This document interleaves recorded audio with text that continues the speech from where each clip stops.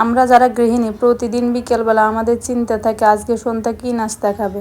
বাচ্চারা প্রতিদিন একই রকম নাস্তা খেতেও চায় না, তাই আজকে আমি বাসায় আলু ফুরি তৈরি করবো। আলু ফুরি তৈরি করার জন্য এখানে আমি 2 কাপ আটা নিয়েছি, আপনারা ময়দা দিয়েও তৈরি করতে পারেন। এখন দিয়ে দিব সামান্য পরিমাণ লবণ, দিয়ে দিব 3 টেবিল চামচ পরিমাণ তেল আটার সাথে ভালোভাবে মিশিয়ে নেব। মিশিয়ে নেওয়া হয়ে গেলে যখন হাত দিয়ে মুঠ করলে মুঠ হয়ে যাবে, আবার আঙ্গুল দিয়ে চাপ দিলে ভেঙে যাবে, তখন বুঝবেন আপনার আটাতে তেলের পরিমাণ ঠিক আছে। এখন আমি দিয়ে দিব নর্মাল পানি। আমি এখানে সম্পূর্ণ পানি একসাথে দিয়ে দিব না, অল্প অল্প করে পানি দিয়ে নরম সফট একটা ডো তৈরি করে নেব। আমার ডো তৈরি করা হয়ে গেছে, এবার ডোটা ভালোভাবে মথে নেব। আপনি যত ভালোভাবে মথে নেবেন আপনার পুরি তত সফট হবে।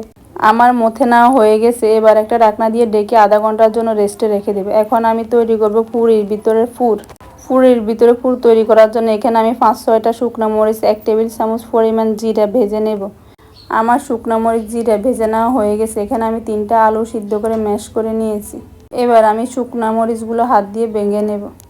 আমার ভেঙে নেওয়া হয়ে গেছে। এইবার পুর তৈরি করার জন্য আমি এখানে দিয়ে দিব পরিমাণ মতো লবণ, দিয়ে দিব ধনিয়া পাতা কুচি। এবার সব কিছু একসাথে ভালোভাবে মেখে নেব। আলু পুরি তৈরি করার জন্য আমার আলু ভর্তা তৈরি করা হয়ে গেছে। আধা ঘন্টা পর পুরি তৈরি করার জন্য আটা পারফেক্টভাবে সেট হয়ে গেছে। এখন আমি আটা থেকে লিচি কেটে নেব। আপনারা আপনাদের পছন্দ অনুযায়ী লিচি কেটে নেবেন। আজকে পুরি আমি একটু বড় সাইজের তৈরি করব। এবার একটা লিচি নিয়ে হাত দিয়ে চাপ দিয়ে চ্যাপ্টা করে চারিদিকের অংশ পাতলা করে মাঝখানে অংশ মোটা রেখে দিয়ে দিব আগে থেকে তৈরি করে রাখা আলুর পুর দেওয়ার পর লিচির চারদিকের অংশ একসাথে ভালোভাবে বন্ধ করে নেব। বন্ধ করে নেওয়ার পর লিচির মাঝখানের অংশ পেঁচিয়ে একসাথে সেট করে নেব মাঝখানে। আসলে এটা আপনারা দেখে বুঝে নিতে হবে, বলে বোঝানো যাবে না। আমার সবগুলো লিচির ভিতরে পুর দেওয়া হয়ে গেছে। এখন আমি লিচিগুলো পুরি শেপ দিয়ে নেব। এখানে কোনো বেলুনের প্রয়োজন হবে না, আপনি হাত দিয়ে চেপে চেপে সবগুলো পুরি তৈরি করে নিতে পারবেন। এভাবে আমার সবগুলো পুরি তৈরি করা হয়ে গেছে। এখন আমি পুরিগুলো ভেজে নেব। ভেজে নেওয়ার জন্য কড়াইতে দিয়ে দিব পরিমাণ মতো তেল গরম হয়ে গেলে দিয়ে দিব আগে থেকে তৈরি করে রাখা পুরি ডুবো তেলে ভেজে নিতে হয়, এই জন্য পুরি ভাজার সময় একটু তেল বাড়িয়ে দিবেন।